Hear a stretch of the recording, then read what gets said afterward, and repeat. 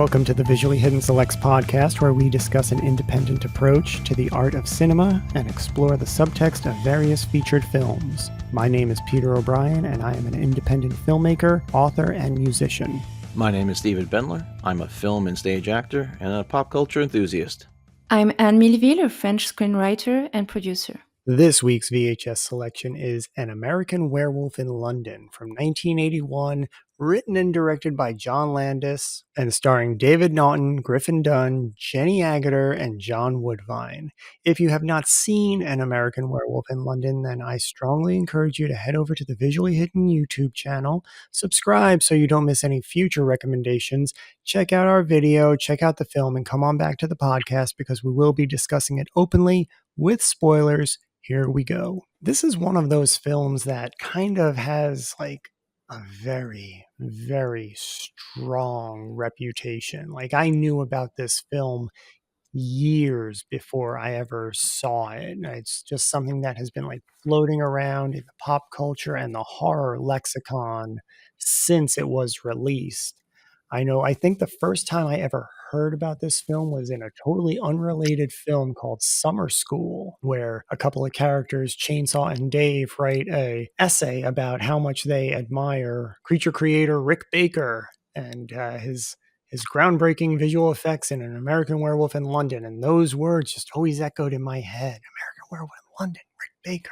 That's kind of where the seed was planted, and conjointly, Michael Jackson's Thriller was brought to us by the same creative crew as An American Werewolf in London. And so then, I think the first time I saw it, I was probably in junior high on video. My cousin, who's a big horror fan, he let me borrow it, and blew my mind away. And so I went out and got my own video, and then I was watching it like religion every night. I couldn't even tell you how many times I watched this movie because I had it on video, and then I got the DVD, and whenever it's on TV or whenever I catch it streaming, it's like a bedtime story for me. I just go back to it constantly. Funny that you said that this movie has a strong reputation because I never heard of it before. I never heard anybody talking about it, so, but maybe it's because in Europe it wasn't. I'm not saying in Europe, maybe in France it wasn't a big thing, or maybe it was in the 80s. There's a sequel. Yeah, there's a I sequel saw that called An in American Paris. Werewolf in Paris. Yeah, which is garbage. Don't even try to waste your time. But I think especially, if you're really into horror, then it has a very strong reputation. And I was really looking forward to seeing it because I love vampires and werewolf stories. I think it's always kind of romantic and poetic. I don't know why, but yeah, I love those kind of stories. So I really wanted to see the beast because that's what you're looking for when you're gonna watch those kind of movies. You're always a bit disappointed that maybe it's gonna be a bad doggy instead of a mystical beast, but I wasn't disappointed for this one. And I think we talked about one movie of John Landis already, Burke and Hare, something like that. I'm not sure about the title. And last October we talked about that. And I remember that it was a good surprise too. It was really fun, and it's crazy because it was a horrific story, but you laugh when you watch it, and that's what I felt watching it too. So a really good experience. I think I've seen this one for the first time over 20 years ago, maybe 25 years ago.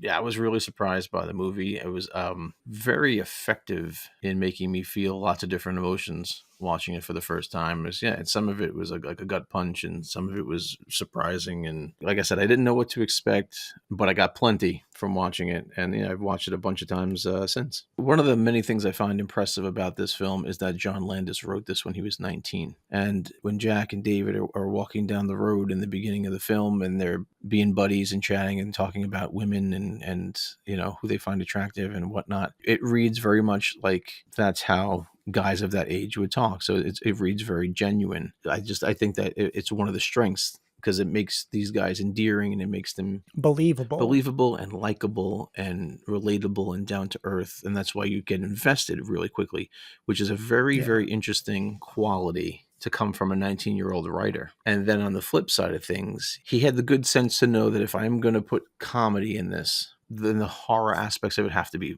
fucking brutal. And that's incredible foresight for someone to have at that age as well. And then just having the overview of knowing what to show, what not to show, when to show it, what angle to show it from, shows incredible understanding of film. Yeah, I've seen interviews with John Landis where he's spoken about how the draft that he wrote when he was 19 versus the shooting draft that they shot 11 years later is pretty much exactly the same, except that the theater in Piccadilly Circus at the end of the film, the porno theater, when he first wrote it, it was a cartoon theater.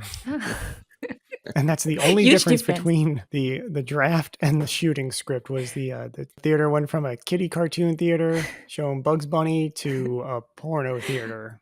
I think him being that age and him not compromising, to stick to your guns like that and say, hey, this is the movie I wrote. This is how I want it to be. And then he had the patience to wait and not compromise on that. Like, well, I can make the movie now and I'll have to change this and have to change that. And no, having a vision, seeing it through and being patient enough to not compromise is almost impossible.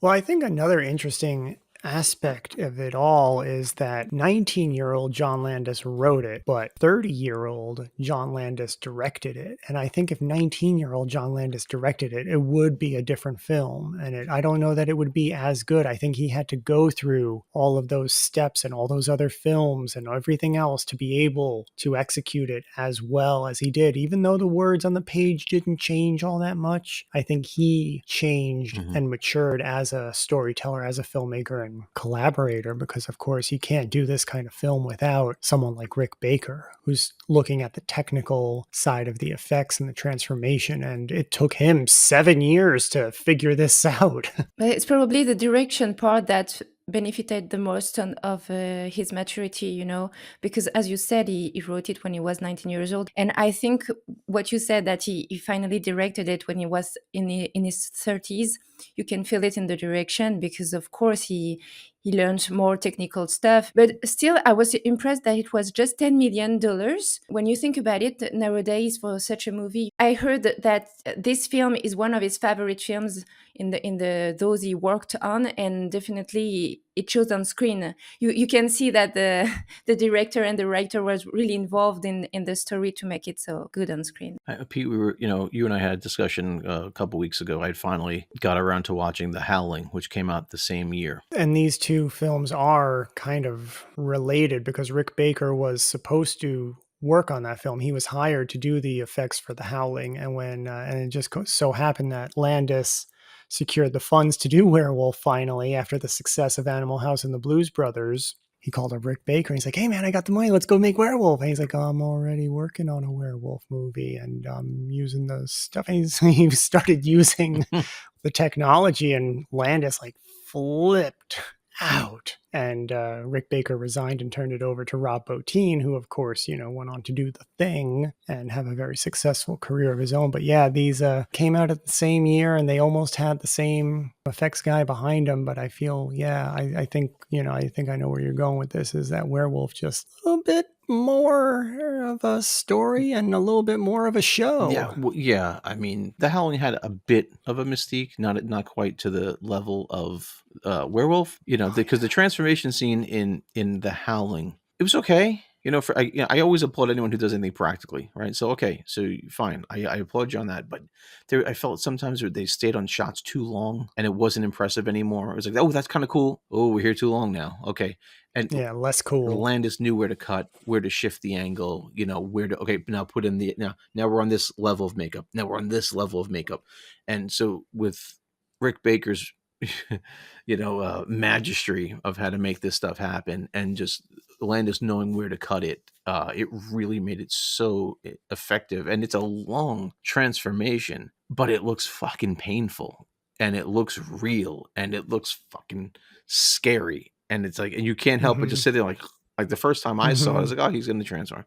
Like I seen Teen Wolf. You know, you know what I mean? Okay, we're okay. I get it. I get where we're going. And then I'm like, holy shit, this was like this is a whole other level. I was like, so the Yeah. first time I watched it, I could only imagine that my mouth was hanging open for like the whole 5 minute sequence. Just like, what the fuck? Yeah, for sure. The makeup in this movie is it's a strong one of the strongest points. But I also love the scenes where you can imagine that the beast is around, like the escalator scene. When you imagine the beast, you don't really see it, and I think it's scarier when you don't see the beast, even if the beast is really well done. But I love that the fact that we're not seeing the beast, but we imagine it. Yeah, it really hits on a lot of different levels all at once. It just kind of converges, and David Naughton's performance of fucking agony, Mhm. like prolonged agony, as he's going through this, like, and you just hear like bones in his flesh shifting and stretching, and just the sound design that's going on in this scene. I love how they even have like an insert to the Mickey Mouse Mhm. doll during the middle of it, like, just again, like, there's a little touch of humor there. Like, we can only imagine what Mickey Mouse is seeing at that moment. Right. I love shots like that because it just gives it a feel of like what's going on in that room. You know what I'm saying? Like Mhm. if you're not looking right at it, it's still happening over there. You know, like it's still going on. It gives it a bit of a creepy realism for my money. Yeah, it's also kind of fascinating that John Landis had originally wanted to do it all in one shot. Yeah. Like, I can't even imagine trying to do that now, like with computers, Hmm. and the special effects that are available today, trying to do it all in one shot in a well-lit room. It's like insane. But that was his ambition. That was his 19-year-old blind ambition on the page there. And I think it was, again, just the process of becoming a filmmaker and going through those other films that he realized he came back down to earth a little bit. Yeah. And with Rick Baker, there by his side, they kind of figured out the solution in the best possible way. And it's all still just glimpses. Like, he never gives you the whole picture. At the end of the transformation, you can kind of see, like, the ribs, the legs, and then you get like flashes of the face or the bloody jaws. But and even in the escalator there, looking down, he just creeps into the Hmm. frame, and then he cuts. Like, you never get a full shot, which I think it's brilliant because it's playing on that fear of the unknown, and it's letting your imagination again do the heavy lifting, fill in the blanks, and you're getting ideas of it along the way. And even at the end, when he's in the porno theater in Piccadilly Circus, like, you never get a full shot. The best you get is at the end when Nurse Alex, is talking to him, and he's like backed in the corner of the alley, and you kind of get like a front facial body shot. But other than that, it's just very, very clever and effective editing that sells the illusion, kind of like Jaws. You don't really see the shark for a good portion of the film. It kind of plays along with that, where it's letting the audience just fill in the blank. I think it's also due to the fact that you expect this transformation for a while. You get to know the guy who is about to get transformed, and it's gonna happen because you're watching an American Werewolf in London, so there's gonna be a werewolf at some point. And this poor guy, he has his fate done already, and he's afraid about it. His best friend, who is dead, is warning him that it's going to happen, so you expect that you have this intensity of the moment, and when it starts, you're like, woo, here we go, so you have this emotion and the intensity because of that, I think. And that's a very smart way to make such a movie, because you don't expect that. It's also it shows also the humor you can have in this movie. It's part of the humor and the horrific mix. It's really well done. I think that's a really great point that you have about, we know it's coming. So the whole movie up to that point is just building tension and suspense, because we saw the first werewolf attack at the beginning. Like, we know it's a werewolf, and we know the title is A Werewolf in London. But the people around him don't. There's still that kind of like suspension of disbelief and sense of disbelief, like, oh, well, he's just traumatized. You know, everybody around him is saying this except for his one dead friend who can't possibly be real. And then his own actions that we're seeing as the audience. So we know it's coming, and when it does come, it's like a tsunami by that point, because that wave has been building for almost an hour up to that point. And I think that's just a really also credit to the writing and the storytelling and the direction of John Landis. There is like, okay, we'll light this fuse, but we're gonna run like a mile of cord and just watch it burn. Along the way, we're going to introduce these other things. We're going to have these horrific nightmares. We're going to introduce his dead, decomposing friend, which is also a real treat on the makeup effects end of things. I love the levels of decomposition that Jack is going through. Yeah, and one of my favorite scenes is when they're having the breakfast together, having a casual conversation, while Jack has the skin flats, I think you say, hanging from his neck. It's crazy. This scene is just, once again, it's humor and horror at the same time, and it's so realistic when you watch the neck. I mean, you really feel that his skin is decomposing. So just for that, Rick Baker is really a really good special effect guy. But yeah, the fact that the evolution of the composition during the movie, it's really well thought, you know. What always struck me about this movie is werewolves in the title. We know it's coming. I didn't expect it to happen so fucking quick. Like when Jack gets it, I was like, whoa, we're like 10 minutes in. It was out of nowhere and it was fucking brutal. And I was just like, oh my God. Yeah. Because like, oh, this was kind of lighthearted and fun. And they're being like, you know, talking about girls and like ragging on each other. And you love Jack. Yeah. You love Jack like almost instantly. He's so charming. He's funny. You know, like you think like, oh, these guys are going to be together for like the next hour and a half. This is going to be great. I love their chemistry, you know. And then Jack just gets fucking walloped by the beast and shredded. But we still get Jack. Yeah, that's like one of the best parts of the movie is when he shows up in that first hospital scene. This was a roller coaster ride for sure, because as I'm watching it for the very first time, I'm saying to myself, holy shit, that's brutal. And then David runs and I'm like, oh, he just left his friend there. But then when he turns around to go back, I'm like, he's going to fucking go back. What is he going to do? How's he going to help him? Right. So like you have this like, like you're, you know, you have this conscience about it. Like, how are you going to leave your friend who came on the trip because of you? But then you're like, well, what the fuck? You don't have any weapons. What are you going to do? It's it's a werewolf. And then what I love about when Ann said, the ongoing decomposition of Jack is fantastic. I mean, makeup wise, humor wise, because then he's at the end, he's just a fucking puppet, which I always find to be hilarious. But it also shows there's an underlined urgency of like this. The situation's not going away, and David's going to have to face this, and Jack's going to keep coming back until he's just a bare fucking skeleton. But like, this is a roadblock. This is like almost like a fixed point in time. Like you have to do something here. It's going to come to a head. And I think that's part of that. Like you said, like finally the transformation here. It's like when you're on the roller coaster and you pull out and start hit the incline and you know you're going up, but oh fuck, we're going up and it's going higher and higher. And you know you're going to come down pretty fucking quick. Masterful storytelling. In that regard, building so many different things, incorporating so much humor. Right off the very first shot, they get out of the truck. And it's there with the sheep on their way to slaughter. Yeah. You know, it's just like little touches like that along the way show that these guys are kind of doomed from the outset. But then even for me, at least, I always had hope that, oh, maybe David will pull through because, well, I've been conditioned by American movies, but also you like the guy and you want him to pull through, especially when he makes this really nice relationship with Nurse Alex. You're like, oh man, like he found somebody, which is kind of what his mission was. She genuinely cares for him and he cares for her, and it was a nice sweet thing. And like, and, you know, so to get it ripped away, it's like a punch in the gut. It is, and there's that tragedy to it, but there's also, I think, that underlying humor helps soften the blow, where it's like, even though it's tragic and sad, like you still like it.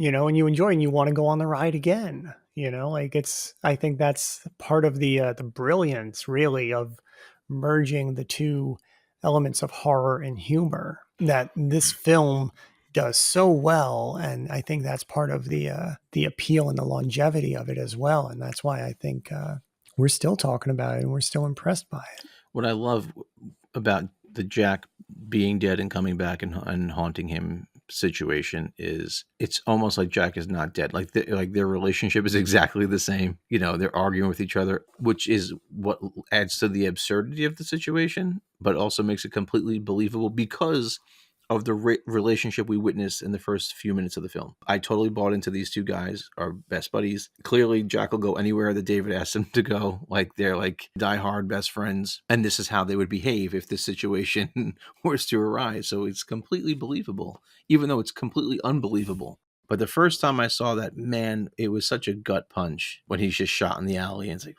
fuck, that's how this poor guy's story ends, man, just in the alley. But I love how John Landis was a big fan of the original Wolfman with Lon Chaney Jr. And that's really what it is it's a throwback to that tragic story. And you know how that one ends. I mean, if you hadn't seen it yet, you didn't. And if we've learned anything from, watching the monster movies, is that they are tragic. Frankenstein is tragic. The first one and Bride, they both kind of end with, the first one, you think he perishes in the windmill and then comes back around and then he perishes in the castle. And so it's like, that's how it ends. Dracula doesn't make it. Like monsters don't make it, and like that's part of the tragedy, but that's also part of, I think, the appeal of it too, like and the werewolf story is really evolved out of like Jekyll and Hyde, that like inner beast in all of us. And the werewolf is just a really stylized and romanticized way of exploring that story. Yeah, that original werewolf film is one of my favorite of the Universal monster movies, easily top 3. And I love how Landis paid tribute to it. And I still felt the same kind of sympathy for David that I did for Lon Chaney Jr. And now a word from our sponsor. This podcast is brought to you by Visually Hidden Selects. If you're looking for a spoiler-free recommendation of a classic film with professional analysis and insight, check out Visually Hidden Selects, exclusively on the Visually Hidden YouTube channel.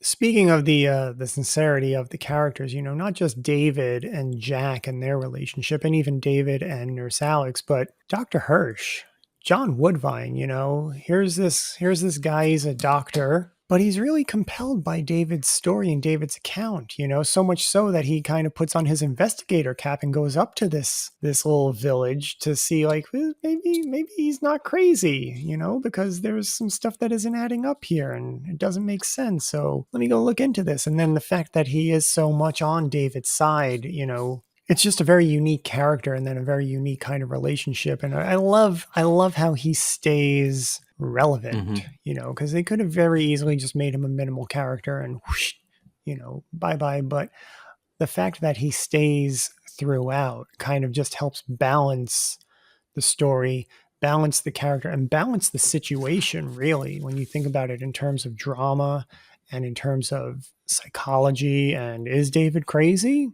based on what he's saying? But then we get to see what he's doing. And so then he starts to see the newspaper reports and he's like, oh, shit. He's connecting the dots. It just adds more weight and it raises the stakes, I think. So, yeah, it's so funny. I don't know if it's intentional or not, but that's kind of what, Dr. Chalice in Halloween 3 takes a bit of that mantle up on his journey. Watching it again this time, I appreciated that angle with the doctor more than I did the last time, because he really brings forward some information. He gets some clarity on situations instead of the audience. He's there on our behalf. Yeah, I love this character too. I like the fact that you have I believe that you have a thin line between science and mystical stuff. So I like the fact that he shows that it's scientifically credible that this guy could have been infected by a werewolf and become one.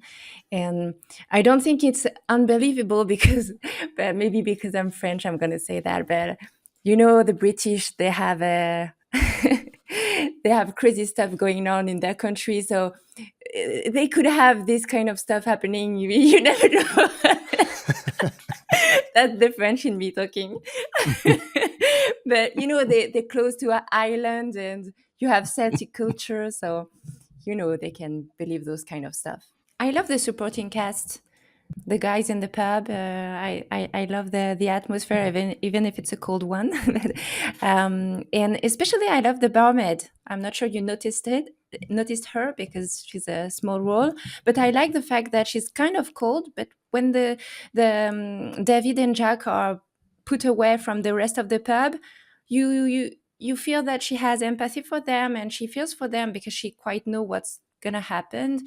And yeah, I like this character. And when the doctor comes into the pub, also you feel that those guys are not so mean after all. They just know what's in the woods. Well, they make it real when Jack and David unsuspectingly walk into this situation. They bring the severity in the beginning. Like you think, oh, they're like a little dramatic there, pal.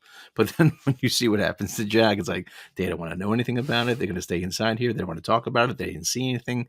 They're going to just steer clear of that, steer clear of the moors, stay on the road. Like that's it. But then they have that change of heart and that conscience, and they run out, and it's just a bit too late. Especially the scene when Jack asks what's on the wall. I love this moment when there's a silence and the guy with the darts board playing, he says, "Oh, you make me miss," and I never miss. It's fantastic scene. I love that. Well, because again, like the movie is an American werewolf, right? An American in London. So automatically outsider. They walk into this situation, they're surrounded by this small village community and they all know each other. They're laughing, they're having a good time. They're showing, playing chess, playing darts. And so we're forced to connect even stronger with David and Jack in that environment and in that scenario, in that moment. And those people and their richness of character enable that to happen like within a scene. Mm-hmm. And I think that's what really kind of draws us into David and Jack more so than their banter on the road, is that back against the wall moment in the pub. And yeah, talking about authenticity, I was a bit disappointed about the character of the nurse, Alex, because I think it's such a cliche that the guy fall in love for his nurse, and the fact that she invites him in his in her home.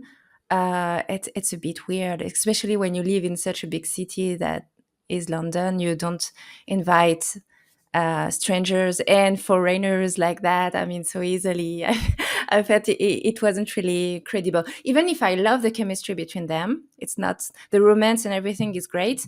But yeah, the fact that he fall in love for the nurse and she invites him home, it's a bit easy, I felt that way.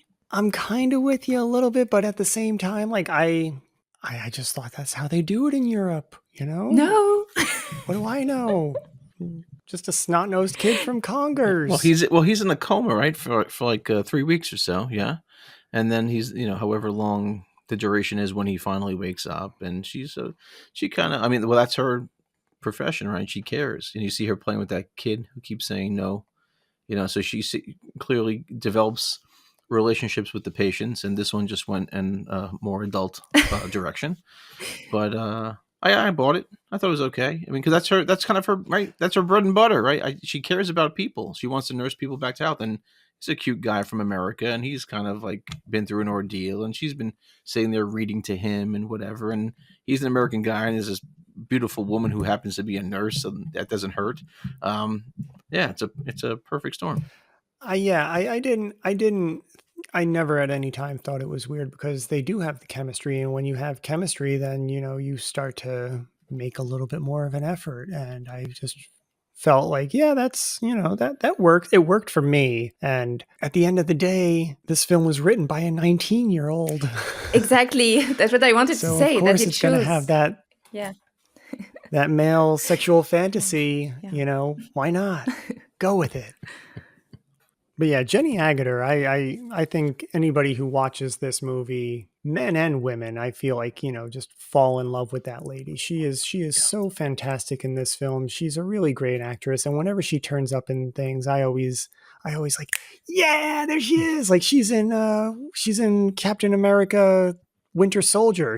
I think she's one of like the bureaucrats in the Marvel movie. I was like, swish, there she goes. I don't think they could have done better for authenticity and for dramatic skill than Jenny Agutter in this particular film. You want to talk about lending credibility to it. John Woodvine and Jenny Agutter are like a tag team as far as like cultural diffusion in this story goes. Yeah, I didn't like the nurse cliche, but except that she's doing a great performance. She did a great performance in this film, especially the last scene, the end of the movie. It's one of my favorite scenes too, because she doesn't have much line, but the expression on her face, we really see sincerity when she says "I love you" to David, and the fact that the werewolf seems to be affected by her declaration of love.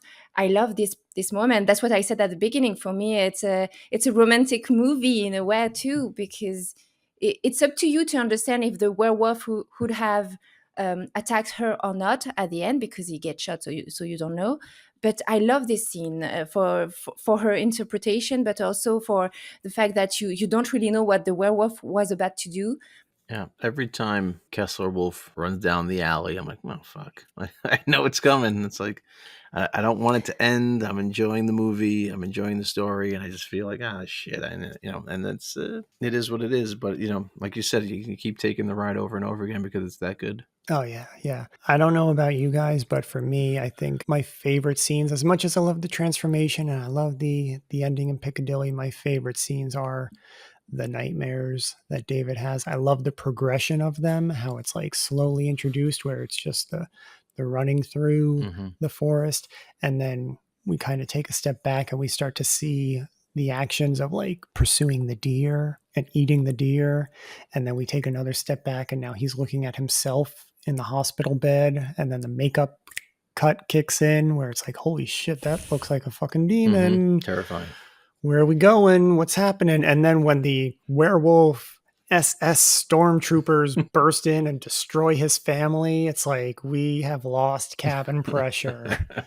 Like legit. And that is probably my favorite scene because it's just so intense. But I love the dream within a dream of that scene where it's like you get the horrific, culmination of the dreams, and then he wakes up and you think like, oh, thank God that's over. And then the one just comes through and kills Alex. And it's playing with a lot of different things psychologically. And I think that's part of it where it's like there's that humor where he wakes up and he's like, oh shit. Like you can't help but laugh at the relief that he's feeling based on what you just saw his mind create. About the nightmare with the Nazis and everything, I was a bit confused about this one. So you said it's your favorite one. So I'd love to have your interpretation of it, because I was really confused that we talk about such a subject while we're talking about werewolf and everything. I think it was really confusing. I understood that this nightmare that makes you understand this guy has a family, because it's true that from the beginning you just know that he has a friend, but yeah, he has a family, and you understand that later on also when he makes a phone call in a British cabin. I don't know how you call that, but yeah, anyway, but yeah, I didn't really get this nightmare, to be frank with you. It's pretty much his greatest fears and the destruction of his family. And his family is Jewish. They mention it, I believe, in the hospital. And then you can see, I believe they have a menorah up on their mantle. And so to have these Nazi werewolves come in and destroy his family, it's basically his mind telling him like, yeah, you're not getting out of this, and if you do go back, you're going to fucking ruin everything that you have and love and hold dear. So it's like a subconscious plea to him, like kind of coming from Jack's side of things. It's like, this is how it's going down. You are now the enemy. You are the wolf at the door. Savagely attacking the family. And that's one of my favorite bits of the movie, and I've grown to appreciate it more and more, is when David makes the phone call and gets his sister, and you don't hear her voice, but just the dialogue that's written is so good. And then you can tell that they have that older brother and younger sister relationship and the way they talk to each other, but then he breaks down and says that he loves her, and you kind of know that, like, gets me a little teary that like he knows it's over for him. Yeah, and I love how that shot is really just one shot. It's that slow, like 90-second dolly around the phone booth, and then we kind of just go in for like the close-up where he has the pocket knife on his wrist and he just can't bring himself to do it. And then he goes outside and he sees Jack again, and Jack's trying to, like, push him over the edge. Yeah, that scene when in the theater when all of the people he is now maimed come alive and talking about how he should off himself and the different methods. It's so And funny. I mean, that's the height of dark comedy, I think, there. Yeah, the guy from the tube station, he really wasn't having it. I have another favorite scene, but it's at the very beginning. I love, but it's when you saw the whole movie, then it becomes your favorite scene. It's the very beginning when they enter the pub and you have Jack saying, "Oh, the slaughtered lamb, but where is the lamb?" And when you think about it, it's a very good line because he is the lamb in a way. And then he says to David, "Whatever happens, it's your fault." And I love that scene too. I mean, that's that line because it's exactly what happens. And I love this moment. You see that they're really complicit to each other. I mean, very good friends. And yeah, I love that scene, especially when you saw the whole movie. Then you can enjoy that moment. Let's talk about the entire climax. I mean, once the wolf comes out of the theater and causes all that chaos in Piccadilly Circus, I mean, Oh, I love when he rips the detective's head off. Yeah, You just see it go flying over the hood of the car, and then all the chaos that ensues, and all the double-decker bus like fishtailing, and then people just flying through windshields and storefronts, and just like the chaos pandemonium that it's caused, and the way that they did it is incredible. Cut. It's just hitting you with action. People bodies just flying. The everywhere. Energy. Like you feel all the energy at once. And that's probably what the wolf is like. Have you ever like seen a spooked animal? Like it's like looking everywhere at once. Like you really kind of fall into the wolf's paws at that moment, Actually, John Landis has a cameo. He's one of the people who flies through a storefront windshield. He like bounces off the hood of a car and then falls backwards, and that's John Landis. He actually worked as a stuntman for a while in spaghetti westerns. He has had one of the most insane careers ever. Like they should make a movie about him, really, because it would just be, nobody would believe it. It's bananas. And that's one of the reasons why he is such a great director, is because he's done all of these different jobs. Like I think he's said like he's done everything except hair and makeup. I think it adds a level of credibility and badassness to him that the director is willing to go back in the stuntman shoes for a few moments and put himself through a window. So that had to be cool for the guys in the crew, at least, to say, look at this guy getting his hands dirty, really. And what a cool cameo. I mean, Hitchcock just walks across the frame, I mean, this guy went through the fucking frame. So, kudos to him. For me, the Everlasting Legacy, I mean, it's two parts, really. I mean, really, when you get down to like the trunk of it, this film really has two branches, and one of them is thriller, and the other one is the makeup and special effects Oscar, which was very, very justly deserved and earned. They had thought about it the year before because of the work on The Elephant Man. So the Academy like kind of probably caught a lot of flack for not honoring The Elephant Man. And so when Werewolf came around, they're like, oh shit, yeah, we can't fucking ignore this anymore. If this is the direction it's going, we gotta embrace it. Because they had given honorary makeup achievement Oscars, Planet of the Apes got one, but it was never a regular thing. And so this film is the first to win in that category, rightfully so. And Rick Baker was the first recipient. He's won it a few times and been nominated a few more times. But yeah, that's kind of part of the lasting legacy. And then of course,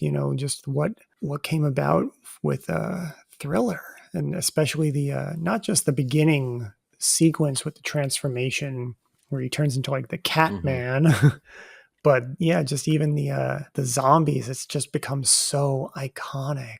It's one of the reasons I wanted to become a filmmaker, was because I would watch Thriller on MTV every night, and then they would play the making of Thriller, and I got to see the behind the scenes, and it's like, holy shit, you can do this? Like people are doing this? This isn't like a thing that just exists. Like, I mean, you get to see, it's like, we're going to have recess all the time, Yeah, Thriller was epic when it came out. Epic. Yeah. Still is epic. I mean, just, it's so impressive. And then you sprinkle a little Vincent Price in there. Come on. I'm thinking about another funny moment when he's naked in the park and he asks a little boy his balloons. I think it's so funny.